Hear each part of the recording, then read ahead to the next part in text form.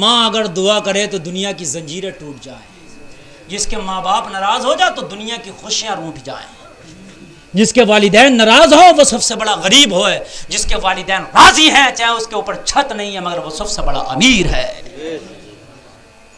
گفتگو تو مجھے بہت سی کرنا تھی لیکن بڑی اہم باتیں تھیں جو میں نے آپ تک پہنچائی۔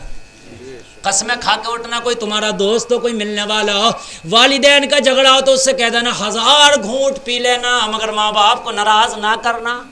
یار اتنی تو ہے، ان کی باتیں کڑوی لگتی ہوں گی، چل بڑھاپے میں کرتے ہیں، کچھ آدمی بوڑھے ہو جاتے ہیں تو چڑمڑا مزاج ہو جاتا، گھونٹ پی جا یار، کڑوی دوا بھی پیتا نہ پیتا، اگر بیمار ہو جائے تو کڑوی دوا پیتے نہیں پیتے، والدین کے گھونٹ کڑوے ہی سمجھ کے پی جا مگر پی جا۔ قرآن کہتا ہے وَلَا تَقُلْ لَهُمَا اُف، انہیں اوف تک نہ کہو، کیا نہ کہو؟ اوف تک نہ کہو، سمجھ رہے ہیں آپ؟ انہیں اوف نہ کہو۔ وَقُلْ لَهُمَا قَوْلًا كَرِيمًا، قرآن کہتا ہے ان کے ساتھ بھلائی کا معاملہ کرو۔ کیا کرو ان کے ساتھ؟ بھلائی کا معاملہ کرو۔ میں نے جو قرآن کی آیت پڑھی تھی نا، ذرا تھوڑا سا اور توجہ کر لیں، ایمان تازہ ہو جائے گا۔ قرآن کہتا ہے وَلَنَبْلُوَنَّكُمْ بِشَيْءٍ مِّنَ الْخَوْفِ وَالْجُوعِ، ہم ضرور تمہیں آزمائیں گے، کبھی خوف کے ذریعے کبھی بھوک کے ذریعے۔ قرآن کہہ رہا ہے بہت سے لوگ اگر بھوکے ہو جائیں یعنی مال کم ہو جائے تو وہ عجیب سے شکوے کرنے لگتے، فلاں اتنا مالدار، فلاں اتنا مالدار، میں اتنا غریب کیوں؟ جو غربت میں اللہ سے راضی ہو اللہ اسی سے زیادہ راضی ہوتا ہے۔ امیری میں راضی ہوئے تو کیا کمال کی بات ہے۔ قرآن کہتا ہے ہم آزمائیں گے کبھی بھوک کے ذریعے اور کبھی خوف کے ذریعے، وَنَقْسِم مِّنَ الْأَمْوَالِ، کبھی مال کی کمی کے ذریعے، وَالْأَنفُسِ وَالثَّمَرَاتِ، کبھی جانوں کی کمی کے ذریعے اور کبھی پھلوں کی کمی کے ذریعے۔ کتنی چیزیں خوف کے ذریعے آزمائیں گے، بھوک کے ذریعے آزمائیں گے، مال کی کمی کے ذریعے آزمائیں گے، جانوں کی کمی کے ذریعے، پھل کم کر کے، ساری چیزیں تو اللہ نے بتا دی۔ ہم کم کر کے آزمائیں گے تمہیں، اس آزمائش میں اگر ثابت قدم رہے تو پھر اللہ کے انعام ہے تمہارے لیے، اور یہاں اگر ذرا سا ڈگمگا گئے تو پھر اللہ کی لعنت بھی برسے گی اور پھر اللہ کا غضب بھی دیکھیں گے۔ اے لوگوں، اللہ نے قرآن میں کہہ دیا میں ضرور آزماؤں گا، ضرور کا بھی اس کا ترجمہ اگر کرو گے تو ضرور آئے گا، ضرور آزماؤں گا، یہ نہیں کہ آزماؤں گا کہ نہیں آزماؤں گا، ضرور آزماؤں گا۔ پھر آگے فرماتا ہوا وَبَشِّرِ الصَّابِرِينَ، اگر ان سب آزمائش میں کسی نے صبر کر لیا نا تو ان کے لیے خوشخبریاں ہیں۔ صبر کرنے والوں کے لیے کیا ہے؟ خوشخبری ہے، خوشخبری۔ الذین اذا اصابتہم مصیبہ، جو صبر کرنے والے ہیں نا انہیں جب کوئی مصیبت پہنچتی ہے تو وہ کیا کہتے ہیں؟ انا للہ و انا الیہ راجعون۔ یہ جو موت کی خبر پہ ہم یہ آیت پڑھتے ہیں قرآن کی، تو یہ آپ کسی بھی نقصان پہ پڑھو، سمجھ رہے ہیں آپ؟ اس لیے کہ قرآن کہہ رہا ہے کہ ہم تمہیں آزمائیں گے، اور جب انہیں کوئی مصیبت پہنچتی ہے تو صبر والے یہ کہتے ہیں اللہ کی طرف سے تھا اور اللہ کی طرف لوٹ گیا، سمجھ رہے ہیں آپ؟ ہمارا اس میں کوئی میٹر نہیں تھا، اللہ نے دیا تھا، اللہ کی طرف لوٹ گیا۔ اگر آپ کا مال چوری ہو جائے تب بھی پڑھ سکتے ہیں، مال میں نقصان ہو تب بھی پڑھ سکتے ہیں، بیماری ہو تب بھی پڑھ سکتے ہیں، کسی کا انتقال ہو تب بھی پڑھ سکتے ہیں، پریشانی آئے تب بھی پڑھ سکتے ہیں، تکلیف ہو تب بھی پڑھ سکتے ہیں، کوئی ستائے تب بھی پڑھ سکتے ہیں، کوئی آپ کو جو ہے ناجائز ستائے تب بھی پڑھ سکتے ہیں، کوئی آپ کو ٹینشن ہو تب بھی پڑھ سکتے ہیں، مال چوری ہو جائے تب بھی پڑھ سکتے ہیں، اس کو یہاں تک حد ہے کہ لائٹ چلی جائے تب بھی پڑھ سکتے ہیں، سمجھ رہے ہیں آپ؟ ہاں، اس دعا کو پڑھیں، اس پر راضی رہیں۔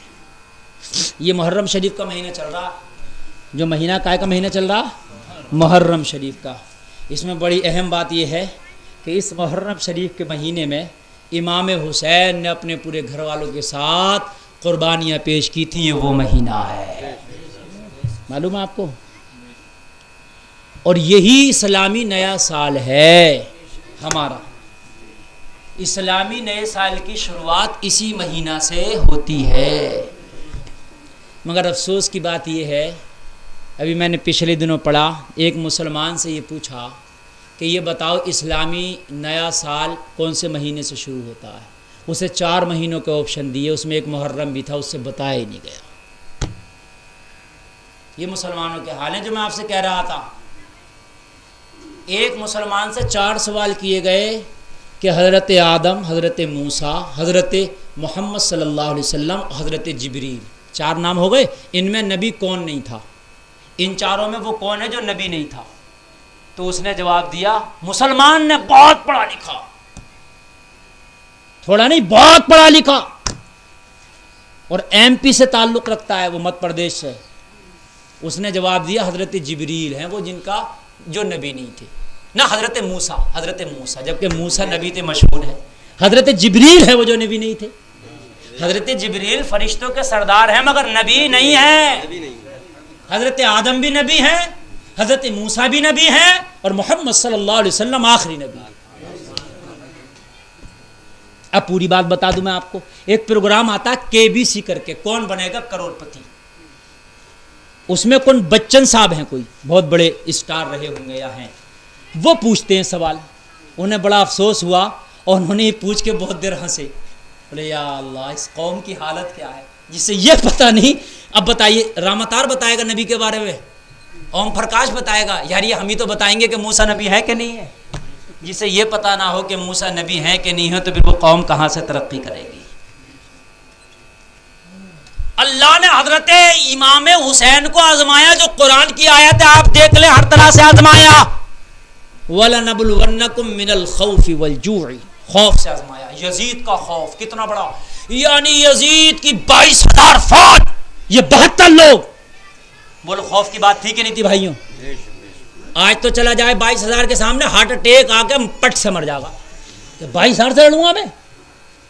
آزمایا لیکن ثابت قدم رہے۔ پھر بھوک کے ذریعے آزمایا، 3 دن تک پانی اور کھانا بند۔ آزمایا کہ نہیں آزمایا؟ بولو بھائیوں آزمایا کہ نہیں آزمایا؟ من الخوف والجوع ونقص من الاموال، مال کی کمی کے ذریعے بھی آزمایا۔ یعنی جب آپ مدینہ چھوڑ کے گئے تو آپ کے قافلے میں کچھ کھانے کو رہا ہی نہیں تھا، مال بالکل ختم، دانا پانی کچھ نہیں تھا۔ کربلا میں امام پاک کا بیٹا علی اکبر جب جنگ کے لیے نکلا، جنگ کر کے 4 بڑے سورماؤں کو قتل کر کے واپس آیا علی اکبر، جس کی جوانی دیکھنے کے قابل تھی، جن کا حسن و شباب دیکھنے کے قابل تھا، جن کی تلوار چلتی تھی تو دادا علی کی یاد آتی تھی۔ وہ علی اکبر نے 4 بڑے کڑیل ان کے پہلوانوں کو قتل کر دیا تھا۔ پھر مولا حسین کی بارگاہ میں حاضر آئے،